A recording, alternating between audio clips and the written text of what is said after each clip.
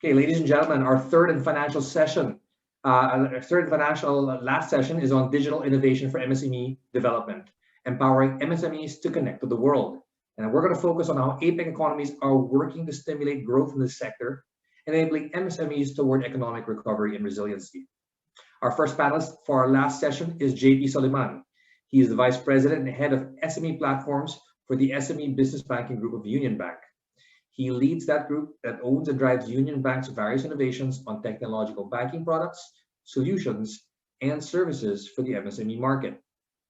JP is an expert on advising and solutioning for small and micro, as well as large enterprises in understanding, finding, and using digital banking solutions that are right for their business from a financial, operational, and technical solution standpoint.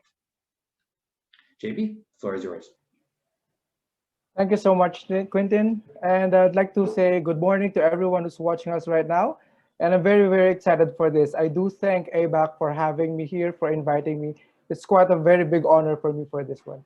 Now, as I share my screen, I'd like to share with everyone, these are mostly the responses that Union Bank has with all those challenges that were being talked about by our first set of speakers, our second set of speakers.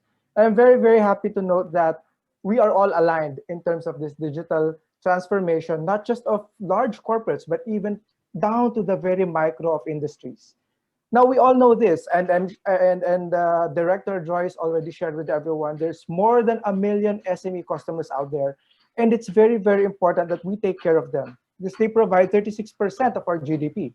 Not just that, 99% of businesses are SMEs, and they employ 69% or even more than that of labor force in the country. But what are the key challenges that we have seen these SMEs have when we talk about digital technology, when we talk about transformations? First, the lack of budget, and this is amplified recently due to the pandemic. We've seen companies who are closing, we've seen companies losing contracts, and the budget to digitize has dwindled. There's also a very big shortage of skills, the knowledge gap in technology, as well as some cultural resistances to the changes that is happening all around us. But again, this pandemic, not just, well, it transformed people. Now there are different challenges that they're facing. The first challenge is with the lack of budget and with the lack of resources, their challenge is time. A lot of the SMEs are now saying, I have to convert, I have to digitize, I have to transform. But there's not enough time because of the limitations of the resources. Second, that they have, which was very much talked about in the second session, was trust. How do I trust this platform? And a lot of people are asking that. How do I make sure that I'm secured? My money is secured. How do I make sure my transactions are secured? And this is where we came up with multiple platforms and technologies to help the SMEs. But first things first, where do we go and who do we trust? We went to ecosystems. The SME is at the center of every ecosystem. Every industry has a supply chain. Even the government takes care a lot of the SMEs. And during this pandemic, I'll be happy to give a shout out. The government has been very big in supporting all the initiatives that we have, particularly the Banco Central, the Department of Trade, in terms of this transformation that we're bringing to the SME market. And this is where trust comes from. Trusting a principal, just like what Michael mentioned earlier during the first session, they call them the queen bees, right? The large corporates who are the principals of these SMEs.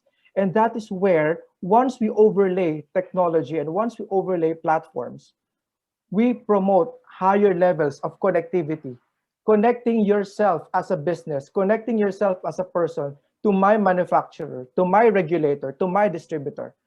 By virtue of automating all these relationships and all these experiences, we are able to provide a platform that highlights analytics, highlights data analytics and artificial intelligence that provides a little extra boost to those micro SMEs. And the digital ecosystem provides a lot of mobility. Imagine a world where anywhere you are, even lying down on your couch, you are able to do not just banking transactions, but you're able to perform operational transactions necessary for your business. One of the key platforms that we have launched recently was Union Bank Global Linker. And this is an open platform available to all kinds of MSMEs, whether you're a single proprietor, a large corporate, or even a side hustler, as a lot of these businesses are coming about. And the goal of Global Linker is to connect the SMEs to each other, not just locally, but even internationally. And highlighting in this platform, we provide immediate e-commerce enablement. Director Joyce earlier mentioned there's a huge growth in e-commerce, and a lot of businesses are pivoting to that because now they understand that the most critical journey and most critical relationship is between them and their customers. In the pandemic area, that was taken out from each and every one of us, not just on a business to business scale, but even on a personal level. And inside the platform, we provide immediate solutions to the customer without friction.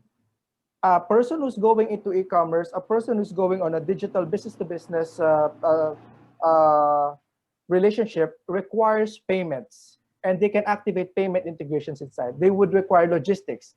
They would even require knowledge.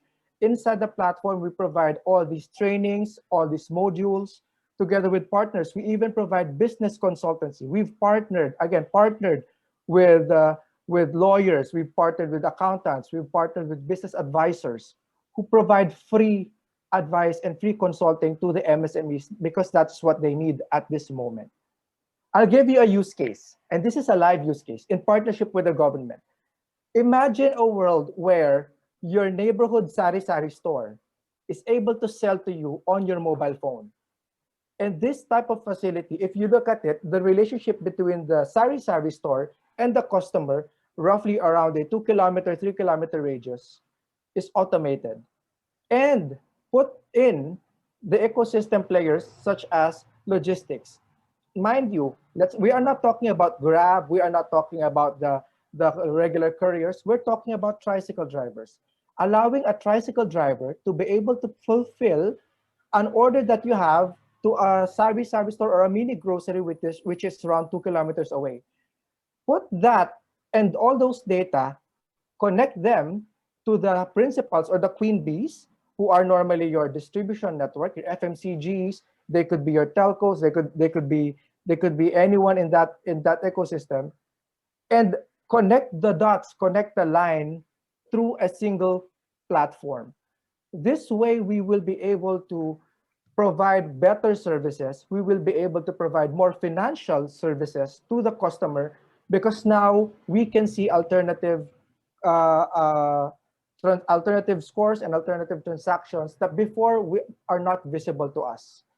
But there's also another problem. How do we get closer to the customer? Getting closer to the customer is important in terms of collaboration. And here's another case study that we have, a service that we have developed, a platform we have developed called I2I. This I2I platforms allows us to bring banking down to the most rural of areas. I'll be happy to say that we already are close to hitting 100 partners in this I2I platform. Imagine your sari-sari store owner, if I go back to my use case earlier, who is based in a far-flung area down in the farthest part of Mindanao, where access to formal lending services is not available. Not even access to ATMs is available to them.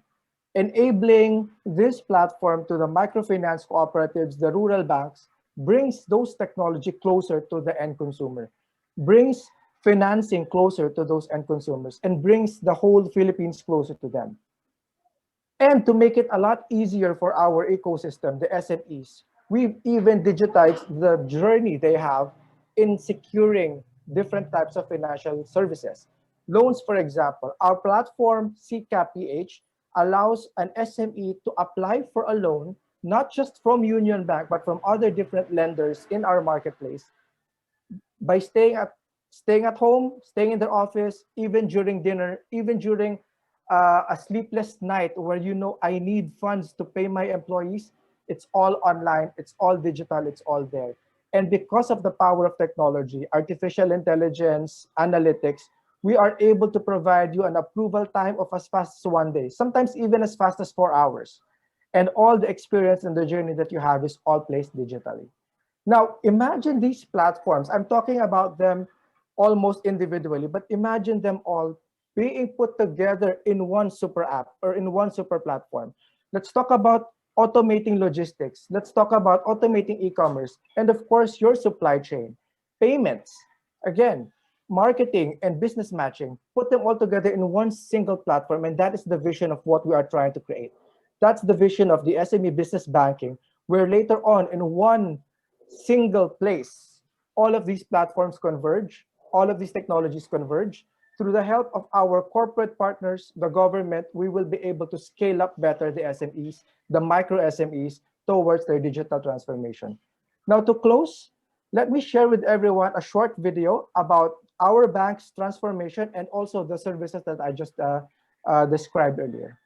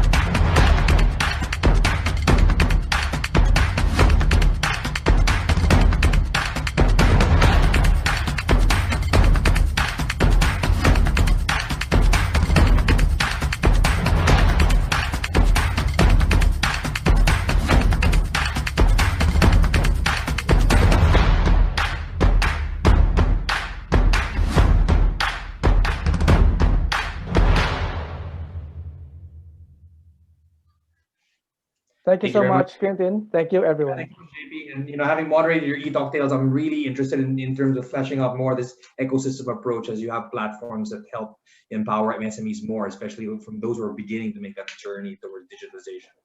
Now, our second panelist, Michelle Curry, is the founder and CEO of Talka Global. She has held senior executive roles in large multinational corporations, running global and regional businesses over 15 years, designing and implementing complex global transformation programs, including global restructures of multinational corporations. And through this experience and her extensive work across Asia, she has become focused on the challenges of complex reforms for the underserved populations, designing and developing technologies, tackling issues of economic and social development of the informal economy. Michelle, you have the floor.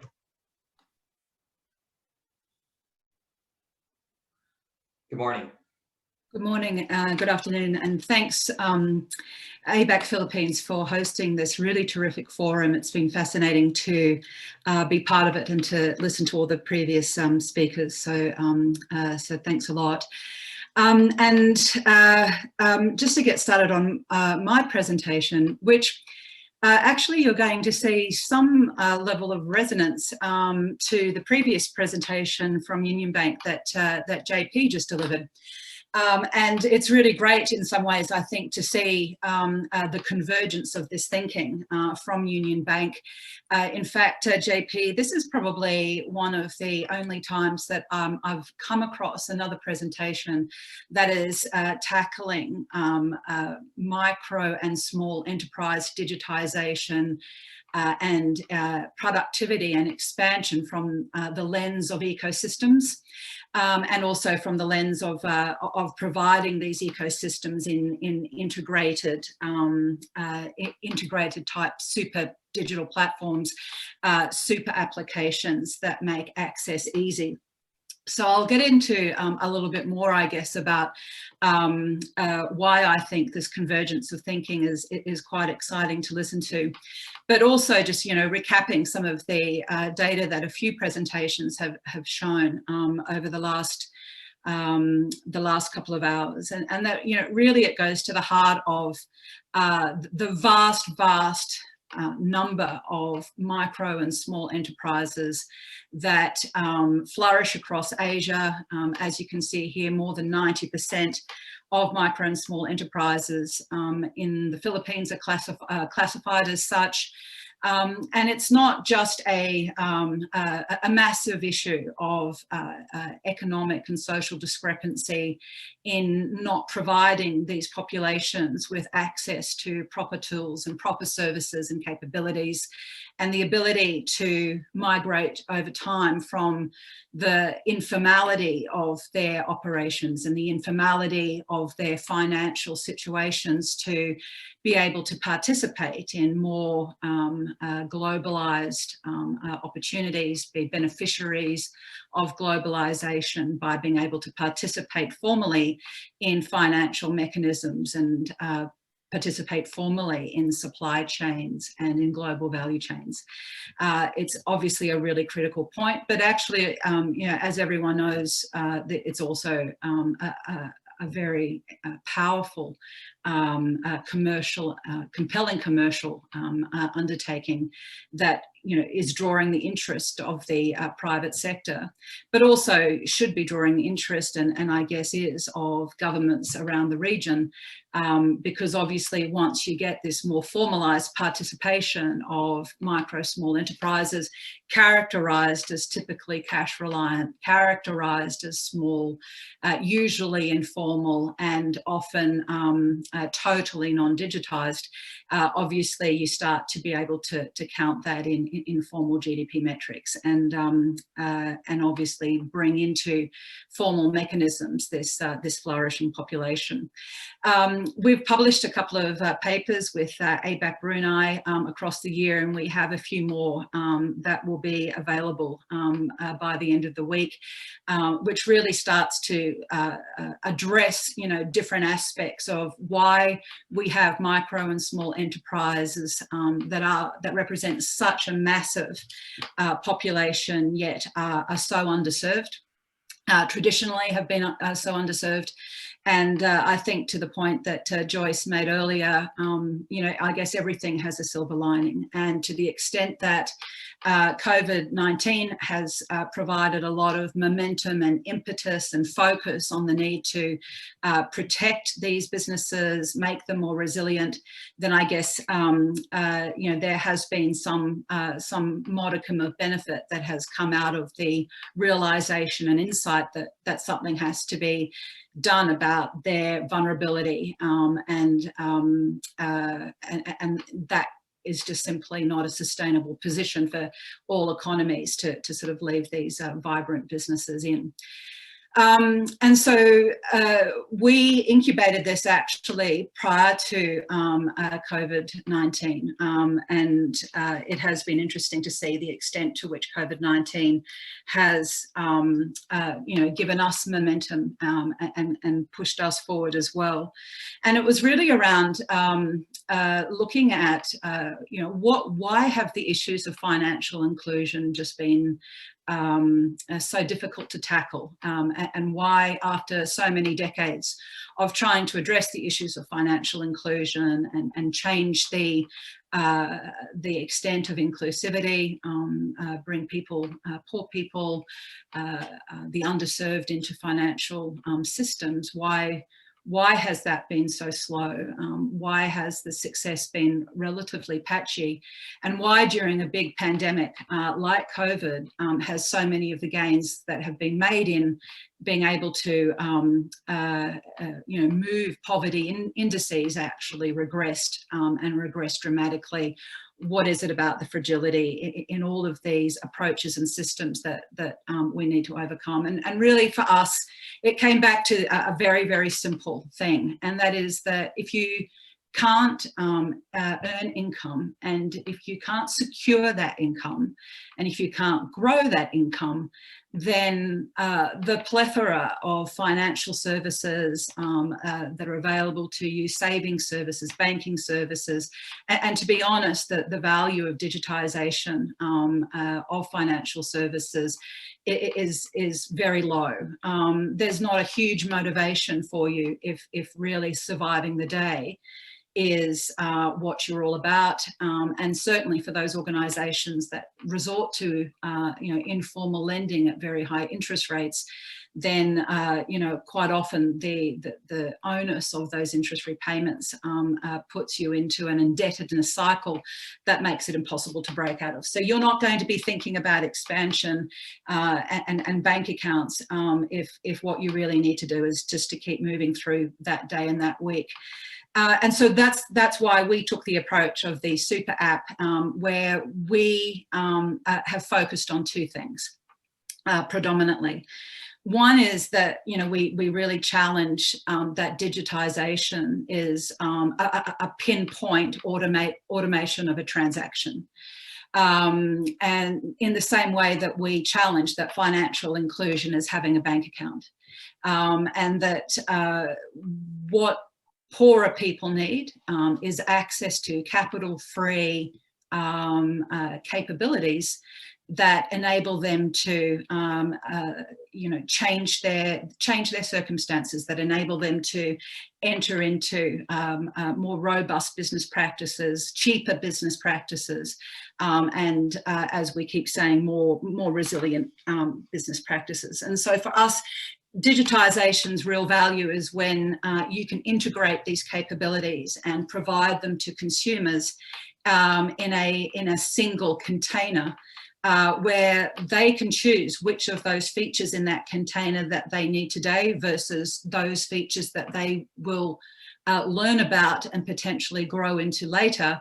But really, we need to be the ones that integrate the value and provide that value in a single super app, so that the back end aspects of running a business, of being able to do procurement, of being able to have a digital profile, of being able to do marketing campaigns, promotions, and enter into probably at first hybrid e-commerce capabilities, and then later properly branded full e-commerce capabilities, both domestically and cross-border, need to be part of this resilience and digitization story, as do all of the front-end capabilities, connecting customers to, the TOCA customers to their customers, and being able to create this ecosystem, being able to create a network, and be able to have exchanges of value occurring within that ecosystem that are beyond the transaction.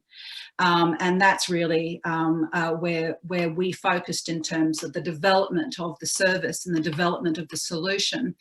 But we are also, I came from a corporate background, and one that was very focused on doing global implementations of complex business challenges, and bringing that thinking to the challenge of implementation for this kind of context, I think is very important, in that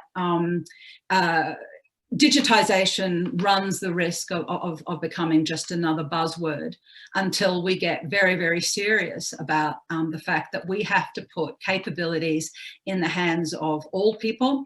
And previous speakers have certainly alluded to this. Those people down at the very bottom of Mindanao or Palawan, and be able to provide them with different types of capabilities, whether it's in an unconnected way, whether it's on someone else's device, whether it's in some kind of a shared device, but really overcoming so much of the problem of implementation that has hounded all of us for some years. And so looking at the different kinds of sort of services we built into the app, and as I said, it's kind of exciting that that JP and I think Union Bank have gone down a similar kind of path, and that is really being able to provide the ability to plan, the ability to set goals, the ability to forward think, and look at what are the possibilities of expansion, that if you start to use different services that are provided via this solution, might be game changing for you in terms of your income prospects. and providing a whole different sorts of digitized capabilities contained in an earn function, and opening up the ability to sort of integrate the back-end components to the front-end sales, that I think is resiliency. The default to e-commerce, I think, is a little problematic, in that I know that there has been some really fantastic attempts to move MSEs from shop fronts to e-commerce platforms, and I think that for some of those MSEs that might be extremely powerful. But what we run the risk of, if we're not building the unique capabilities of the MSE itself, we're just essentially commoditizing their products and putting them in a blinded brand way onto flooded e-commerce platforms, then what we are really doing is running the risk of driving, basically the race to the bottom in terms of price sensitivity of buyers, and potentially not creating much resiliency or future opportunities to fair income at all. But nevertheless, I think in parallel, providing them with richer capabilities, simplified, essential, and also where there's high levels of customization that they can choose which of those things is more valuable. Focusing on the implementation is that we, working with ABAC Brunei, took this to pilot, and we were very keen to understand how this concept of the super app would play out in markets. And so we, with ABAC Brunei, selected Bimpiaga, partly because it's so challenging, and it really is that sort of last mile, for want of a better term, of consumers that aren't sort of in metropolitan areas, and really testing the need in those more remote and rural communities for the need for this kind of super app construct, this construct of integrated value, of digitization through a motivation of income generation and income security, and also delivered through different types of devices and modalities, to see what really was going to be this response. But we also took the opportunity to obviously test aspects of the platform against regulation and against sort of local constraints, and obviously also looked at where we could identify harmonisation opportunities across a clustered region like Bimpiaga. So looking at opportunities to not have to reinvent the wheel cross-border as you deploy this kind of sort of super app model, which really gets to the heart of the implementation at scale issue, and moving out of small grassroots implementations where the scale, for whatever reason, doesn't necessarily happen. And we found some interesting things, obviously, and I think that the big three key things with the pilot still underway, but what we've found is that the convenience factor of the integrated capabilities that sit within the super app construct was the thing that the consumers liked the most. The idea that they don't have to figure out 30 different types of apps and try to sort of integrate the convenience for themselves, that this was basically delivered to them in a simple way, in a way that they could easily navigate, and where they could see the ability to move beyond cost-intensive processes, manually intensive, time-consuming processes, and the connectivity and ability to engage in their ecosystem was very important to them. We didn't expect the next one, which was that it was around the idea of expansion, that consumers also really liked this app. The idea that they could move out of, for example, a growth constraining, hyper competitive local contexts. They could look at supply chains, and they could look at downstream customers in much more easy ways. And then, sorry, Patrick's just trying to call me. And the third was around the no capital entry point, which obviously the enterprises like. So where we're going next is that we are going to be publishing the full report on the findings at the end of this week. We have the MVP now ready to launch, focused around MVP capabilities. We are going to look to partner economy by economy around the prospect of integrating other capabilities, for example, around the payments space, and discussions are obviously underway to pilot this in the Philippines and Indonesia. So I'll leave it there, and obviously thank you for listening to this. Yeah, thank you very much, Michelle. And it's good to see that the super app is already in minimum viable product stage. Look forward to hearing more about it as it applies to our MSMEs here. Now, our third speaker, Dr. Rafaelita Fita M. Aldaba, is the Undersecretary for Competitiveness and Innovation of the Philippine Department of Trade and Industry, or the DTI. She fulfills a key role in the formulation and the implementation of the Inclusive Innovation Industrial Strategy, or I3S, which puts innovation at the heart of the country's new industrial policy. Undersecretary Aldaba is also a member of the Board of Governors of the Philippine Board of Investments, or BOI, the country's primary industry development arm and lead investment promotion agency, or IPA. Dr. Aldaba, Undersecretary Aldaba, welcome and good morning. Well, good morning, everyone. Let me just share my screen. Okay. Well, it's really a pleasure to join today's discussion on digital innovation and the ecosystem, particularly focusing on connecting communities and empowering MSMEs. Prior to the crisis, we were already witnessing the entry of Industry 4.0 technologies. And so now more than ever, we realize the importance of adopting these new technologies. So earlier, we've been talking a lot about the financial sector. So now in my discussions, we will be moving towards the real sector, particularly the manufacturing sector.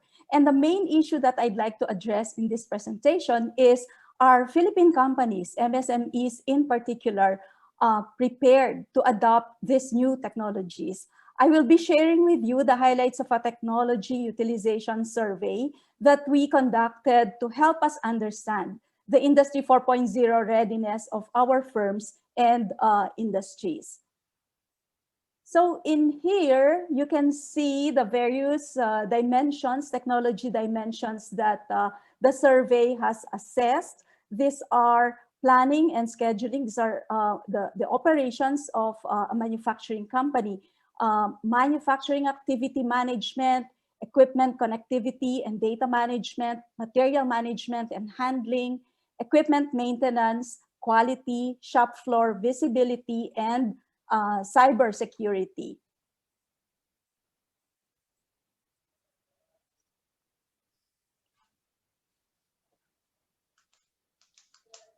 Okay, so for each dimension, the companies were asked to rate themselves based on the following levels. You get a score of 0 if your operation is still purely manual, meaning the company has no technology utilization. It gets a score of 1 if it is still using low-tech spreadsheet management like Excel. So the company has a very low technology utilization. Then it gets a score of 2 if it has a standalone database management system with some legacy applications. A score of 3 is given if it is still applying manufacturing execution system. And that means it is a high-tech utilization. And level 4, if it has MES plus technologies like Internet of Things, big data, machine learning, robotics, AI, 3D printing, cloud computing, and so on. Here are the results. A total of 144 companies responded to the survey out of the we distributed over 1,000 all over the country, and 47% of the respondents were MSMEs. And as you can see on the slide, the bulk of the company respondents are still in level 1, which means very low tech utilization, and level 2 or low level of technology utilization. In here, you can see that, so we look at the results for the different enterprises. For micro, as you can see on the slide, 65% are still in level 1. For small, 38% are still in level 2. And for medium, 67% are in level 1. And for large companies, the bulk, or 48%, are still in level 2. And looking at the different scores per dimension, we see in here that the highest scores were actually in cybersecurity, in quality, and manufacturing activity management. The lowest were found in equipment maintenance, equipment connectivity, and data management. Now, the survey also showed that it's the large enterprises that have the highest scores, and as expected, the micro and small enterprises have the lowest. And in terms of geographic distribution, the highest technology utilization is still in NCR, in Region 3 and Region 4A, which actually these 3 regions comprise the bulk of our GDP. Of course, what this implies is that if this trend continues, digital divide may widen, especially given the existing regional economic imbalances in the country. And we also asked the companies what their primary considerations were for adopting Industry 4.0. And the most important are improvement in productivity and competitiveness, the cost of the investment, along with innovation and technological advancement. And in terms of the constraints, well, before I go into that, let me just point this out.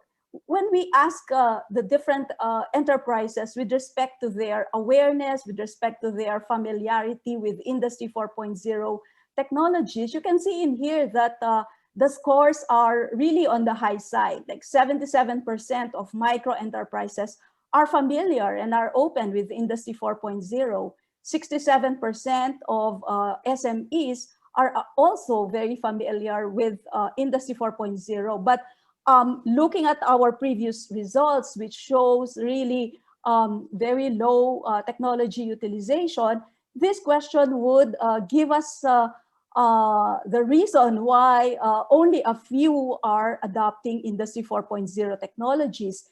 And the top barriers that they mentioned, number 1 is the lack of financial capability.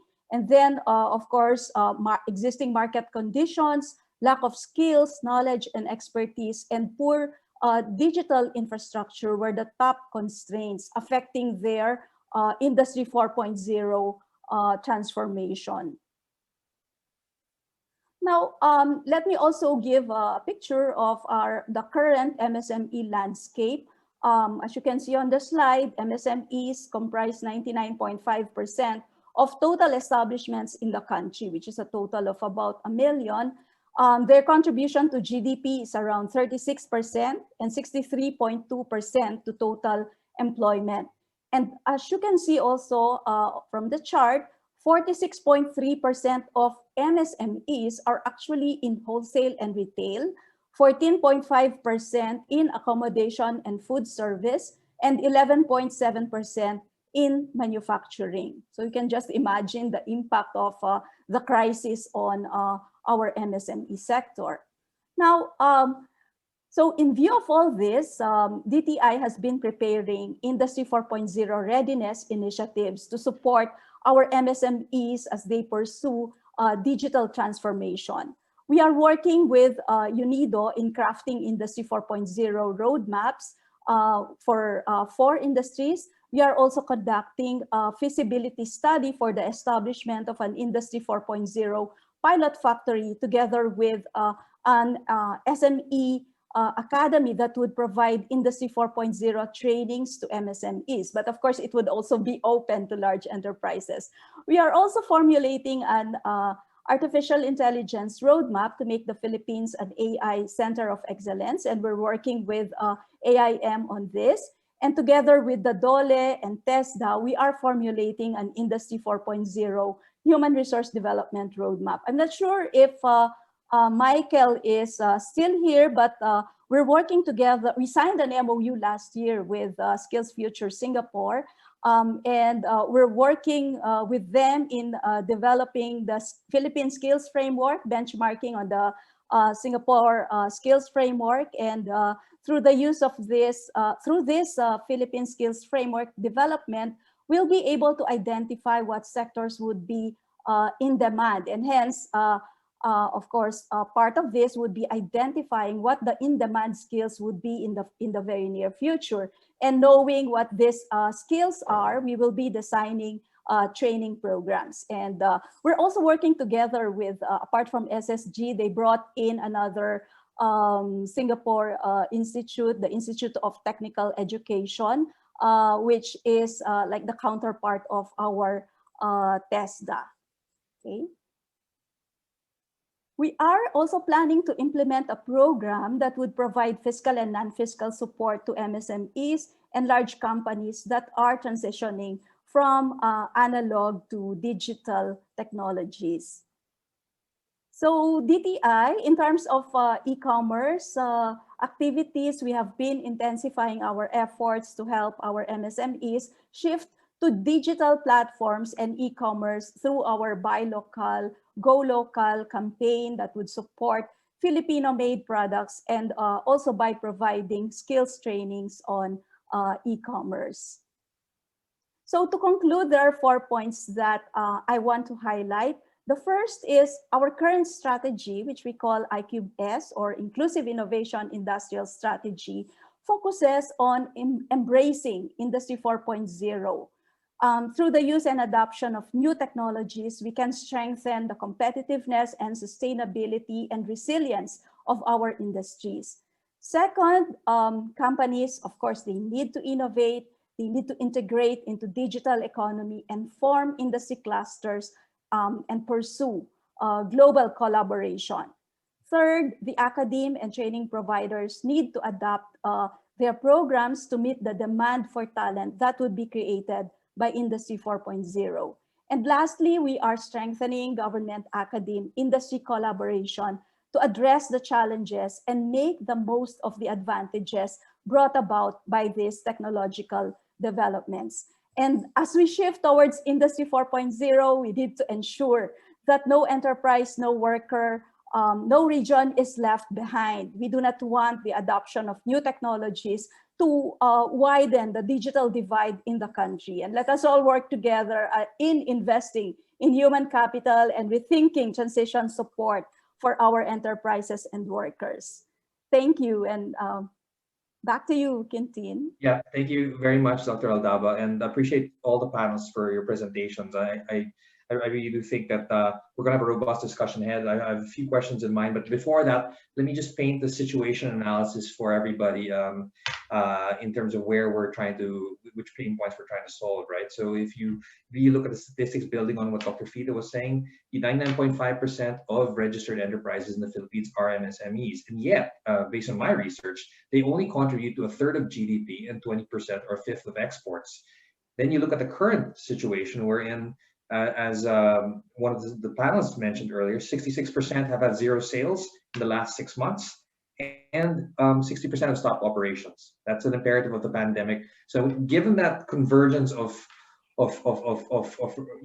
red flags, what is it going to take to move the needle in terms of getting people to adopt this super app, for example, that Michelle's talking about, or getting to the ecosystem and the suite of tools that Union Bank and other people are doing? What do you think is going to help build that trust for them to make that leap? Like, I'll ask the question to all three of you. Maybe we can start with JP. Hi, Oh, Tim. JP. Thank you. Sure, Yeah, great. thank you for that. Now, what will really move the needle? It was being discussed earlier. The trust factor is one way that we can move the needle. Familiarity is trust. If others might view it differently, then it's okay. But if we are able to connect, again, like I mentioned earlier, the ecosystems, the principles, the players that the SME is more trustful of, and they are the ones who also promote the inclusivity to digital and to technology. That's where the first set of acceptance into moving into that platform, and that will really move the needle a lot. Second, for me, is the user experience and the journey. Like what we are doing now, we try to understand deeply, even to the point of a single person, how they would like to experience technology, how would they like to experience platforms, even to the point that if we have to recreate a Facebook journey, if we have to recreate a Viber type journey, then so be it, because that is how the customers will accept the different technologies. And that, again, will definitely move the needle. Lastly, for us, what we believe is invisible banking. People, MSMEs, when you talk about banking, it's all suddenly very rocket science for them. And it was mentioned earlier, even by Director Joyce of BSP, that people are afraid of going into banks. Right? They are more confident in going to the local pawn shop, the local grocery, to do a banking transaction. But if we are able to put invisible banking inside different platforms, like maybe what Michelle has, what Director Frita is doing right now, and then they won't even know that they're already banking. And to do that, we have to have this open mentality of allowing different technologies to bond together, to have that inclusivity of technology, so we can promote that financial inclusion even without the customer really knowing it, that they are already banking. Those three, I believe, would move the needle so much, especially for the Philippines. Thank you, JP. And Michelle, on your point, really, because your research does have to do with migrating from the informal to the formal sectors, it's going to be quite critical as well. Please. I think that JP hit the nail on the head. People will try things that they value, and trust will come through applied experience of having these capabilities in their hands and being able to mature their understanding of their value. And so I think moving the dial has to come to less theory and more implementation, more trials in the field, and getting more of that user engagement and creating the ecosystem of kind of joy that would come from being able to not only be better connected within your ecosystem, but also to be able to see how that might correspond to better, easier, and more secure ways to generate your income. Thanks, Michelle. And Dr. Fita? Yeah, thank you. Well, I think based on what I've already presented earlier, government support, government intervention is really needed, especially under these circumstances. And our industrial policy is actually being geared towards embracing these new technologies. And it's going to be the IQS that I've also mentioned, the Inclusive Innovation Industrial Strategy. The focus of this is really towards making our industries more innovative, more globally competitive. And through the introduction, through the adoption of these new technologies like AI, for example, 3D printing, cloud computing, etc., we will be able to create new products. Our industries would become more innovative. New services could be offered. And especially if we're able to adjust our processes as well, taking into account all these new technologies and move from the analog towards the more digital technologies, having being able to build smart factories. I think all of this would be crucial in terms of our goal, which is really to promote and be able to industrialize, as well as to promote highly competitive and productive industries. And also this is aligned with our goal towards building more sustainable and a more resilient development. And again, crucial elements in order for us to realize this would be government support towards providing more human resource development, making our MSMEs and our startups more innovative, linking the innovation ecosystem with the entrepreneurship ecosystem, the ease of doing business. Again, we cannot overemphasize its importance, but yet, I mean, there's still so much that we can do in terms of improving ease of doing business in the country. And of course, also focusing on innovation, accelerating the commercialization of research. I think we really need to gear ourselves towards these new technologies and towards more innovative practices, and ensure that we're able to link together entrepreneurship with innovation. Yeah, thanks, Dr. Vita. And I just note the DTI's interventions even of late, like for example, helping SMEs provide for their 13th month pay obligations, which are coming up, and also at the same time, you've got Kubo and the other hubs there that actually promote public-private partnerships for startup innovation. So that's great to look at. Now, speaking of innovation, I mean, one thing to look at with an MSME, just drowning in terms of obligations, and at the same time, with cash flows being restrictive, at the same, and also dealing with their attrition and pivoting their workforce. How do you get, like, for example, Michelle, that super app, to convince them that they can try this out? It's a one-stop shop, but how do you get them to look at the low-hanging fruit and say, you should try this one, and later on they will grow into that usage as well? I mean, it's the same question I'd ask JP, and also with Theta for the other innovations that you have. Michelle, go ahead. Well, so, I mean, it's always a really interesting question, because it's one that we get a lot, right? And I think that there is a lot of assumption that the non-digitized MSEs or even their consumers who tend not to be digitized actually don't understand the value of some of these capabilities, and they have access to digital capabilities because they can see their children using it, or they can see people abroad, they can see, socially the move towards these sorts of capabilities.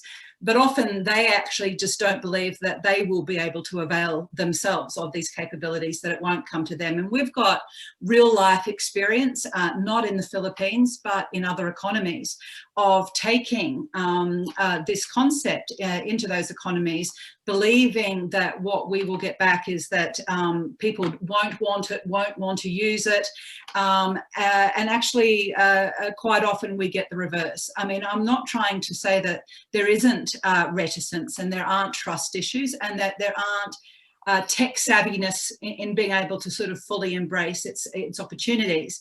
But I do believe that there is more willingness to look at its potential. And I think that if we can put valuable capabilities that make it convenient and easy to use, where the story of opportunity and expansion is very tightly integrated in the value proposition that we share, that while I'm not saying that the uptake won't be a journey, I am saying that I think that perhaps we overthink what some of the barriers might be to that uptake. So it will be a case-by-case basis, but I really also believe that we can't kind of go into this with the view that no one's going to want it and this is going to be a hurdle. I mean, any change program is tough.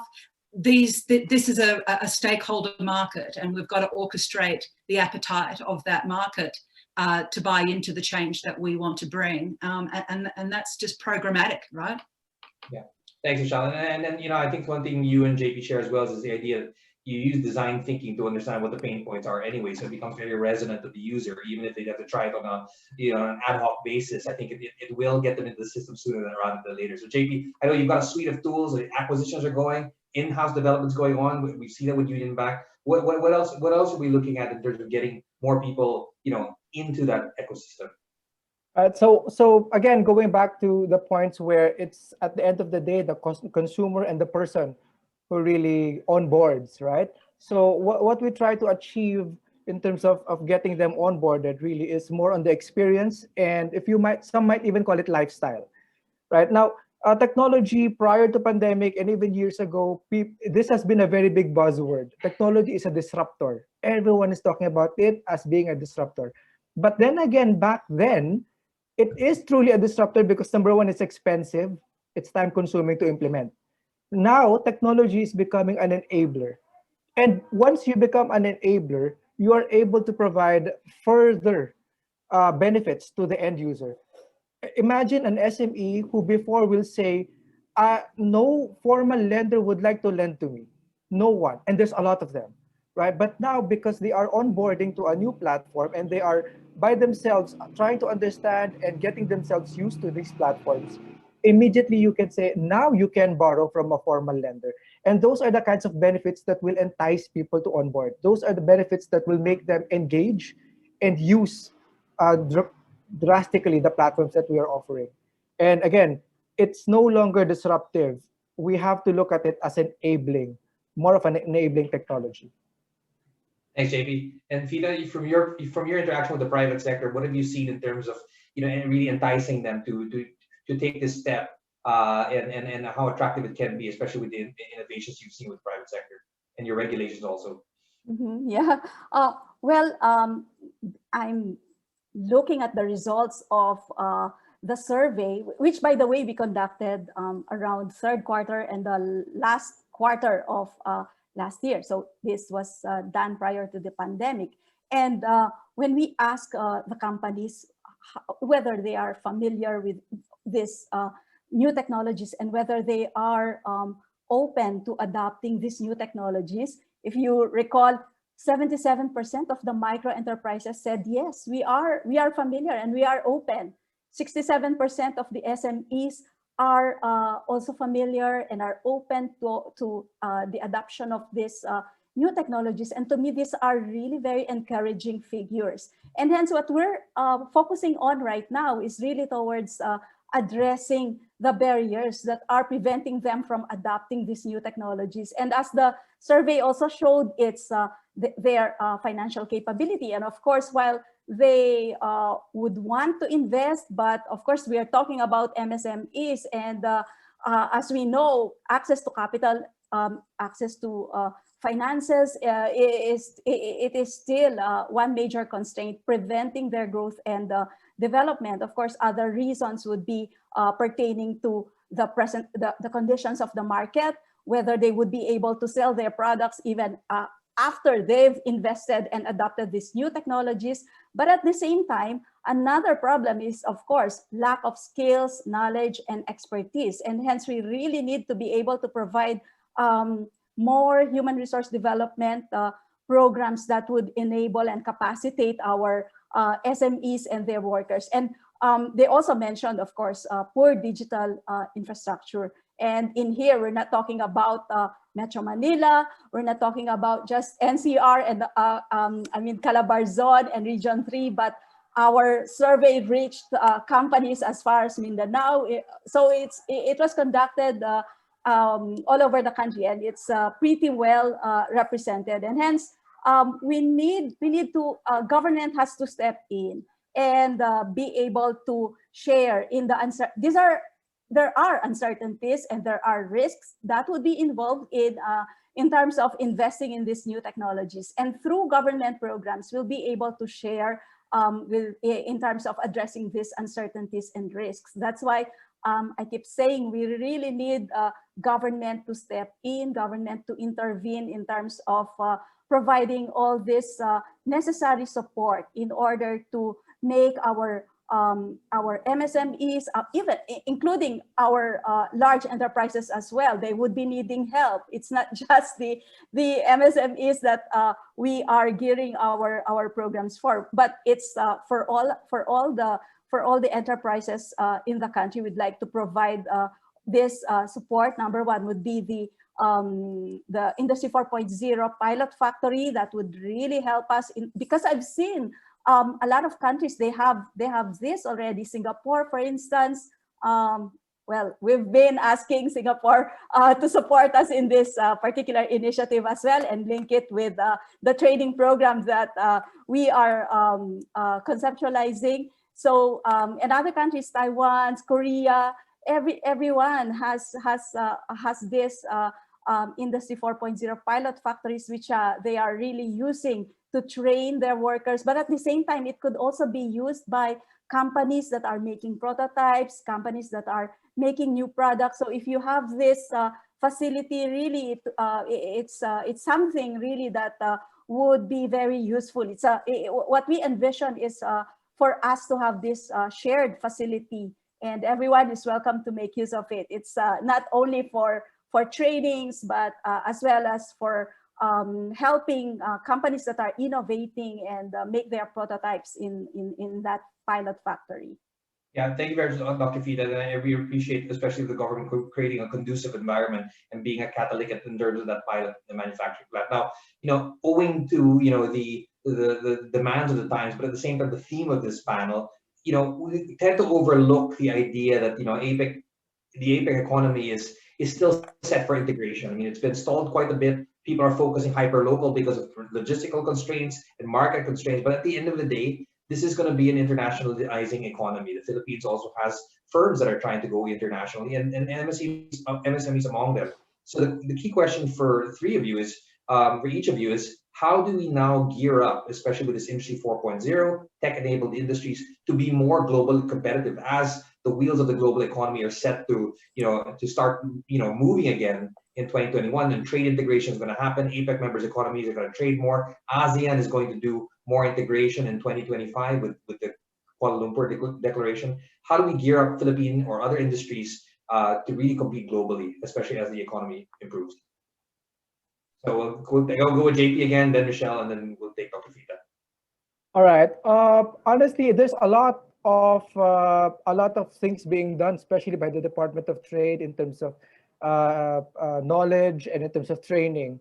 They do have a lot of programs preparing SMEs for the global scenario, like KMME programs, webinars, seminars, left and right.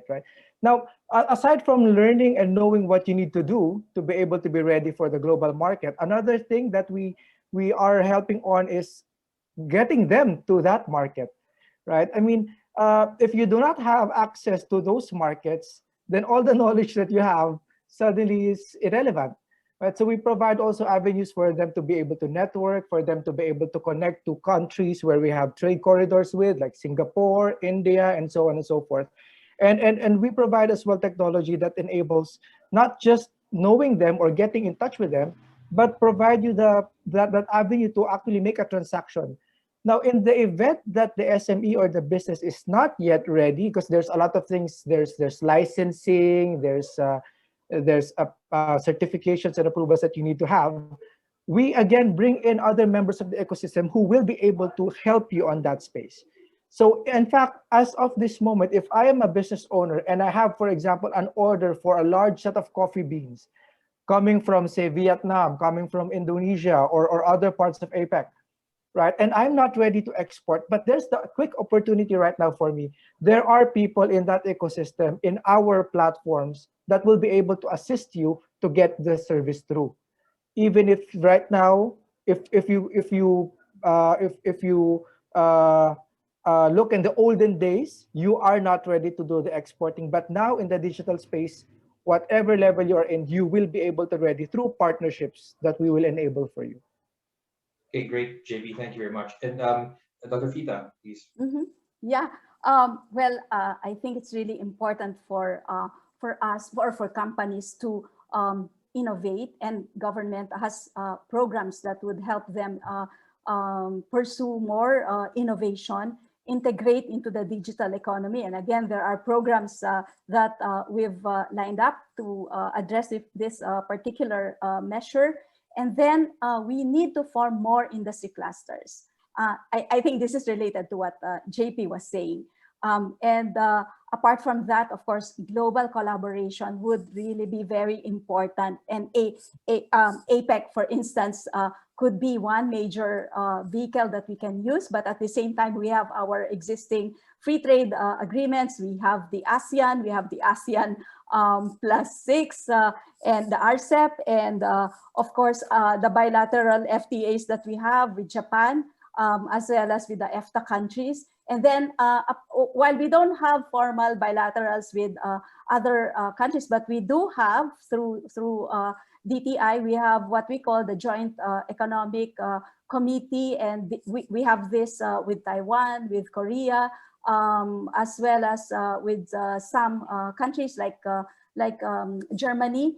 And we're working together with them in terms of bringing the products of Filipino companies, linking our small and medium enterprises as well as our startups, linking them with the innovation and the entrepreneurship ecosystems in these different countries. Hence, I think, yeah, there's so much really that we can do together, and hence it's the approach that we have is really towards more government, more academe and industry collaboration. We really need to work together in order to survive this pandemic, and at the same time face the new normal, the new digital future together. Thank you, Dr. Fita. Michelle?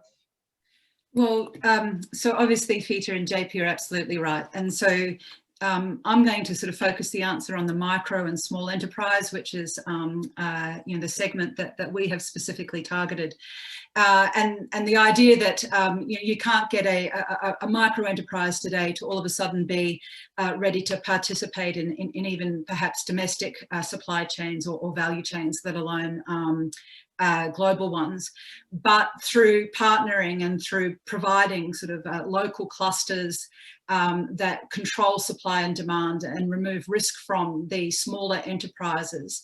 That is surely one way to start the opportunity for micro and small enterprises to participate in global trade.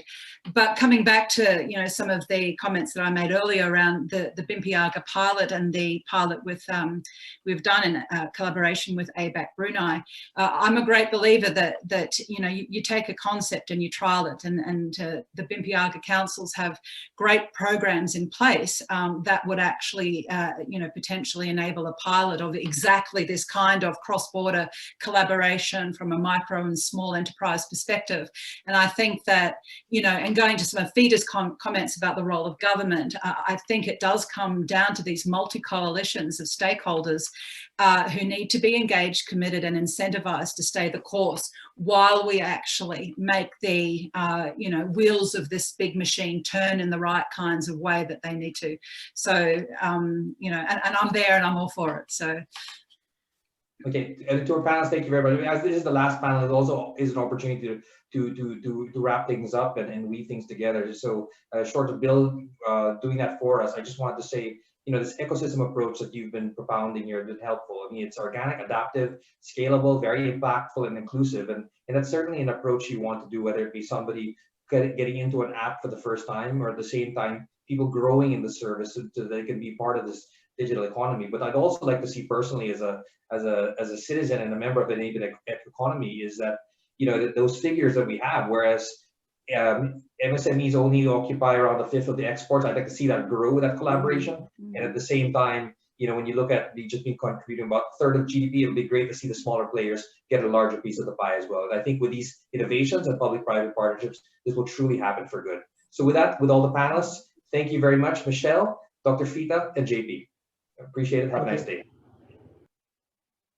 Great. Well, ladies and gentlemen, it's been a wonderful set of discussions, robust discourse for sure, a lot of action items and concrete takeaway points. And we've covered many relevant issues, but the key takeaways will be synthesized by none other than our ABAC member and a good friend, Bill Luz. Bill? Thank you. Thank you, Quintin. Well, first, it's been a very enriching discussion all morning. All three panels have really captivated our captured our imagination and our attention throughout the morning. Let me just maybe highlight a few sort of insights and thoughts moving forward from all this great discussion this morning. The first point is that this technology disruption and the need for digital innovation has been with us even pre-COVID. I think what's happened is that COVID accelerated the pace by which we have to move into more digital innovation. The second is that this change is going to be permanent, and it's most likely going to come at us faster than ever because of simply because the problem is so critical in terms of that COVID will be with us for a while, and I think it's going to force upon change, and we're going to have to accelerate all our pace, just as we have seen through the last 7 or 8 months across all businesses. Uh, Having said that, I think our big challenge is how to make this all inclusive and accessible. Uh, Trust is important, as already emphasized earlier, but the key here is how to make this inclusive and accessible. Otherwise, we run the risk of creating even a bigger divide and a bigger gap between the haves and the have-nots. I think it's worth reminding ourselves that through the last 10 years of global growth, actually, we've had sort of, in some instances, a greater gap between the haves and the have-nots. And even during this COVID period, there have been great gaps between the haves and the have-nots. So I think that with all the technology and all the digital innovation that is available to people, not everyone can take advantage of it. Uh, What's also been stressed a lot, the fourth point, is that we need stronger government industry collaboration or public private partnerships. In a different sense, what we also need is a good relationship between the regulator and the regulated. And I think there's got to be a real appreciation of how to allow people to adapt technology and adapt change without being overly regulated. And you know, oftentimes we talk about digital innovation is something that all businesses should be doing, but uh, surely it cannot be limited to businesses. I think government can make use of digital innovation. And I noticed a question in the Q&A box about ease of doing business. And this is a favorite topic for Yusek Fita and myself because, we're always grappling with this challenge. Many of our rules and regulations and permitting process are analog, and we'd love to be able to apply some technology and digital innovation and use it for ease of doing business because I think that's where we can make a big change. Uh, at the end of the day, we are not just transforming a business or a set of businesses. We are actually attempting to transform an economy. And I think it's a far greater challenge than just transforming a business, which is difficult enough in itself. So moving forward, we need to think about how do we use digital innovation to transform an entire economy, and that's a big challenge for us here in the Philippines. Let me close just first of all by thanking all our speakers today. You were excellent. Vladimir, Michael, Lito, Joyce, uh, Peter, JP, Michelle, and Yusek Fita. Thanks so much to all of you. A special thanks as well to our moderator who handled all the panels really well today. Quintin always does a great job moderating and asking all the right questions. So Quintin, thanks very much. Also, my special thanks to Aboitis and to Globe for helping us organize this. Aboitis for really helping us shape the agenda and the content behind these discussions today, and Globe for the technology and the Zoom platform and managing all this process for us. Uh, this will be our last forum for 2020, as already mentioned. This is our third. Our ABAC meetings will continue because we still have uh, the APEC CEO dialogues a little later on in November, and we have various recommendations we still need to deliver to the APEC leaders and the APEC ministers, of which we do about 6 to 8 recommendations to different ministries or groups of ministries every year. So that'll keep us busy the rest of the way this year. We'll be back next year with more ABAC forums, different topics in 2021. We look forward to welcoming you back there. And on behalf of the ABAC Philippines team, Tommy Alcantara, Sabina Boitis, Joan De Asis, Francis Chua, and myself, and the staff, thanks for joining us today. It's been a great morning. Thank you.